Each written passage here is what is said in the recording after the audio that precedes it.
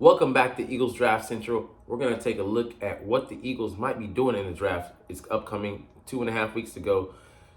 And yeah, we have a lot of ammo to do that with. And also, what the hell we're not going to be doing.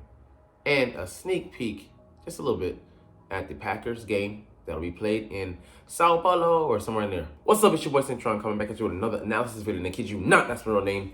What they're saying, Eagles have the ammunition to make a splash at the NFL draft. A lot of draft capital gives Howie Roseman and the Eagles a lot of options, and we do have those in spades. We can go so many different directions. The NFL draft is a few weeks away, and it feels like anyone's guess what will happen in Philadelphia. Truly, it does. We don't know what's going on in Howie, and we heard that he mocks mock drafts. The Eagles have some clear needs and have spent the free agent portion of the offseason addressing them. So linebacker, we got some guys bringing in there, both inside and exterior, edge rushers and traditional guys. Wide receiver, we brought in some bodies there. O-line, made some depth additions there. Running back, safety, I mean, you name it. We pretty much try to bring in guys to either compete, give depth, or to outright start for us. They've made enormous splashes already, ranging from Saquon Barkley, jumping the NFC East rival, to Jason Kelce hanging up the cleats. So, also those losses, could be detrimental and will weigh heavy. Even if we were able to replace those guys on the field, there's no replacing a guy that, has the maturity, the chemistry with our guys, and the leadership qualities of Jason Kelce, as well as Fletcher Cox. Still, what comes next may be more impactful for the future of the franchise. Yeah, you lay the groundwork with the draft, and anytime you go into a draft with future pieces at play, and we're thinking about 2026, 2027, 2028. We've already locked up some of the guys, but some of the faces that are here currently won't be here, and other guys will be in different roles. They'll be either leaders or they'll be maybe made goats, scapegoats. So we'll see. How will the front office maneuver the draft and everything that comes with it? A handful of intrepid Eagles writers attempted to paint pictures this week of how they see things going in Howie Roseman's war room. So, yeah, it could get very interesting. So, a young man's game. So, Ruben Frank is here making the case that, hey, a lot of our guys retired or, we got rid of. Kevin Byard, he was older, shipped him out. He signed with Chicago, but, it wasn't a match for us last season. Hassan Reddick, his draft capital, his resourcefulness as far as bringing back resources was, dwindling. He's 29, soon to be 30, and, they put those guys at a cap limit. And we got, a third and potentially a second for him. And I just thought about it. Other people mentioned it as well, but Brian Burns, in his prime, he's 25, I think, maybe going on 26, fetched a second round and a fifth rounder. We got a conditional third that could turn to a second with the right playing time markers being hit. Pretty much the same thing as him, and he's 4 years older. So that tells you a lot about Howie Roseman's ability to massage the trade market. It is what it is. But yeah, some of those older guys, we never know if this would have been the season that Jason Kelce and Fletcher Cox fell off a cliff. We didn't, go around and find out. So, bringing in guys to replace those guys. We already did with Jalen Carter and Jordan Davis, although the jury's still out on Jordan Davis as, if he can be a quality starter for us. Started strong last season and he burned out. What's his name? Not Landon Dickerson. Cam Jurgens. He's slated to take over for Jason Kelce. Like I said, even if his on-field production, he's a solid center, the line calls and stuff like that, it might have to be Landon or Jordan Mailata who makes those, and then some of that burden for the protections and such might also fall to Jalen, him taking on more of a leadership role, and more in the machinations, the movings and comings and goings of the offense. Hassan Reddick, we're really banking on Bryce Huff. We retain Sweat, on a pay cut, but, his money is guaranteed, as well as, Brandon Graham and then Nolan Smith and then Zach Bon Voyage, potentially being the name the moniker being called out this season. So I think he could play a key role if he sticks. And then Julian Okwara, if he is able to apply himself to this group. There's a lot of moving pieces and a lot of ifs. We don't know. Kevin Byard, place him with Reed Blankenship stays in the starting position, but C.J. Gardner-Johnson, we got back a guy who had 6 picks to us the previous year in 2022, tied for the league, and was just an explosive guy, just turnover machine. Really led that secondary with swagger. So glad to have him back. But we got younger, so it definitely is a young man's game. And I'm glad that, we got the projected starter average down, and Keely Ringo could start over James Bradbury. We'll see how that, falls out. Or it could be someone even younger in the draft. But we're, getting rid of some of those guys who are just liabilities. And then Kim Byard, I believe he was the one came into the locker room, was, kind of like, wasn't a cancer, but, he wasn't the most positive. And he's a mercenary at this point. He didn't grow up, wasn't raised in this culture, in this locker room. So it's kind of, a miss on that end of the deal.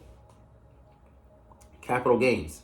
So, you look at the chart, we have the 22nd overall pick, the 50th and the 53rd. What can we do with those? I mean, with, like I said, us addressing linebacker, it is an immediate need this season. Cornerback, we have, a plethora of guys there. Slated to start at one position, one side. Who's going to be the other boundary corner?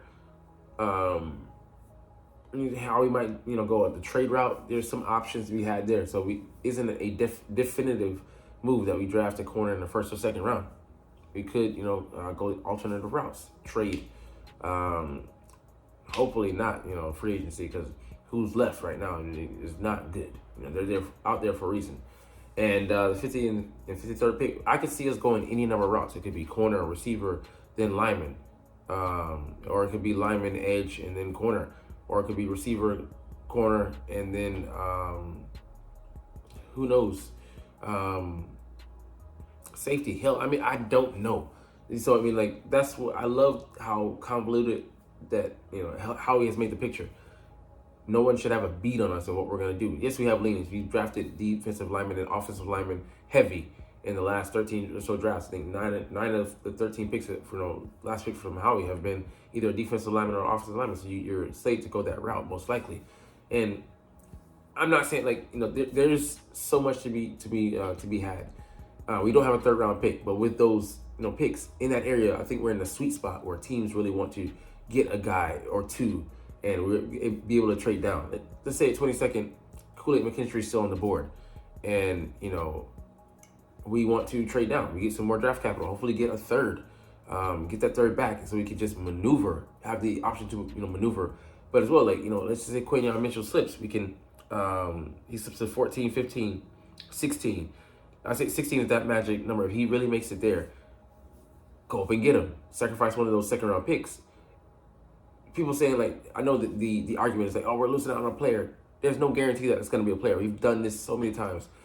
And, you go back and look at it. Every time we've moved up, for the most part, it's been for a solid player, a starter for us. And trading down as well. Every time how he moves, he makes moves that, are solid. But he's not just thinking about the immediate. He's always trying to stock up future picks. He values those more than other GMs do. So, there's so much to be had. And, we have the third or fourth most valuable points, per pick for that aggregation of picks. And like I said, it's prime real estate. Where can we land? There's so many people that we could bring in. And hopefully he can, move down a couple slots with these and then gain a couple more picks. Give us more room to maneuver and get the guys that we truly want, as well as being able to take advantage of the market. Trade up. We could very well do that. The targets could be Quinyon Mitchell, the top corners in the draft, or Terrion Arnold. I wouldn't want him. I want Quinyon over him, but I would take Terrion. But if it comes to Terrion, I'd rather just wait and trade down and get Kool-Aid McKinstry, or second round TJ Tampa, or Max Melton. So there's so many options to be had. And, I don't think we're really pigeonholed into doing anything. But I will say, there's some players that if they drop to us, that we should be willing to go. Like they're a top pass rusher, edge rusher in the draft. They're a top corner. They're a top O lineman. We should be ready to pounce on that value, especially if they're O lineman that can, start out at guard and then transition to tackle for us. Yeah, trading up has done wonders for us. Yeah, even though it didn't worked out. Junior's still out. Looks like it's gonna work out. It's for a future Pro Bowler, like just solid, Pro Bowler. He's gonna be make a handful of them. Even that low benchmark should be a player you go after, because the draft is essentially a crapshoot. There could be guys that have all the potential in the world, and they because of a freak injury, never are able to fulfill their potential. And it had nothing to do with their ability, their smarts, their intelligence, their work ethic, their discipline. Just a case of bad luck, and that's the risk you go with. And I want to stay away from guys that have medical red flags, like Latu, and he's not even a top prospect. If he was that would be a different case. But he's a guy that is in discussion to be one of maybe the top edge rushers, but it's a big if at this point. And there's other pressing needs. We don't need an edge rusher. What we need though, some corners, linebackers of the future, things like that, and or not. So going another route. All these players that we brought in definitely could be smoke screens. You never know. There's players that we don't even contact and we draft because we just throwing other teams off. One of them off to sin. And like I said, in previous videos, some of these guys are going to be the guys that when they eventually do hit free agency, we have intel on them. We brought them into the building. We know how they think. We know how they basically would feel kind of in this offense or our defense projected. And we've had to talk with them. We know where their mind's at. So that kind of intel, future intel, spy type intel, pays off not in the now, but years down the road. All right, anyways, let's get to these felonious mock draft version 4.0. Just people are in love with this guy, Graham Barton. So this just floored me. Chad Reuter had a 5-round draft, and he missed on so many picks. But he had us trading up to 16th from 22 to draft a fucking center, a guy who could play left tackle in a pinch. He has versatility. We don't need a versatile depth piece that bad. Cam Dragon is going to be starting. I'll take my chances on Steen rather than overdrafting for a position we're not in. If it was a tackle, fine. I can deal with that. It's not a sexy pick, but the future, is important. You build along those interior, exterior, D-line and O-lines. But no way in hell we're trading for a fucking center when we already have one on tap.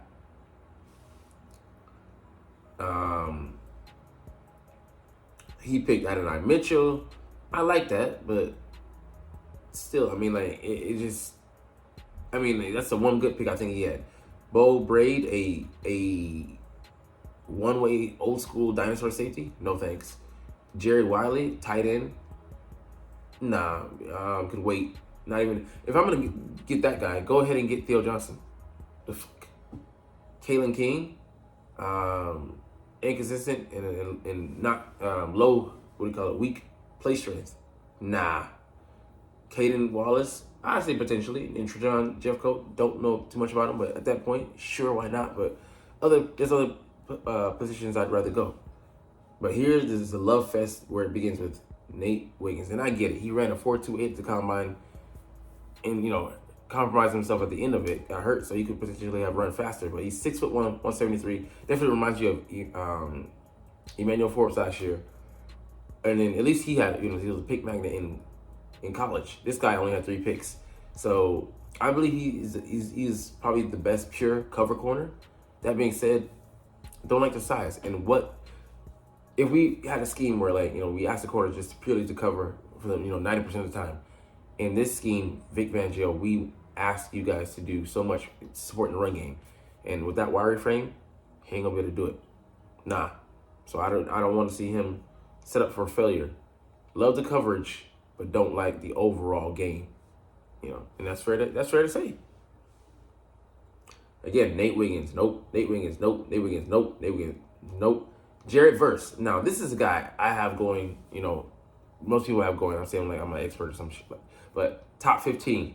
You could very well go, anywhere from 8 to 13, realistically speaking. Let's just say he slips. I don't think Howie should be trading up for him because it's not a need. I can see if it was we needed a third guy.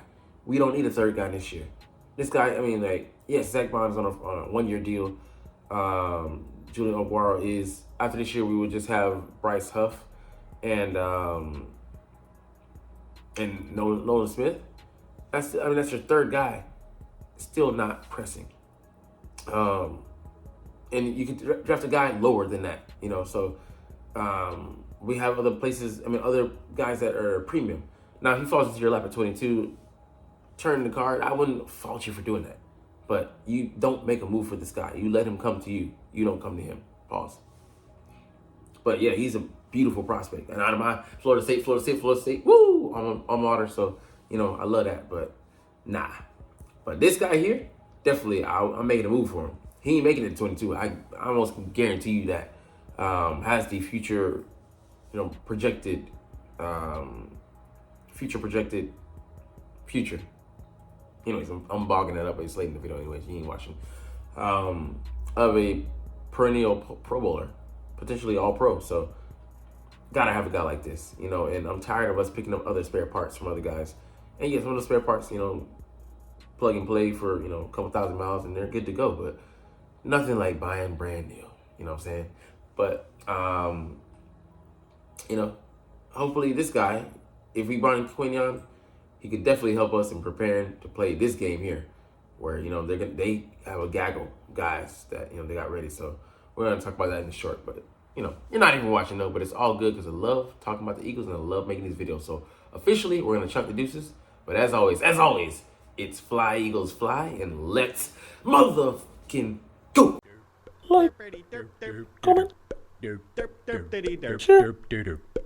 subscribe if you Thanks for watching. Check me out at Cintron Anime, Cintron Life, or Cintron Laughs, or other social media.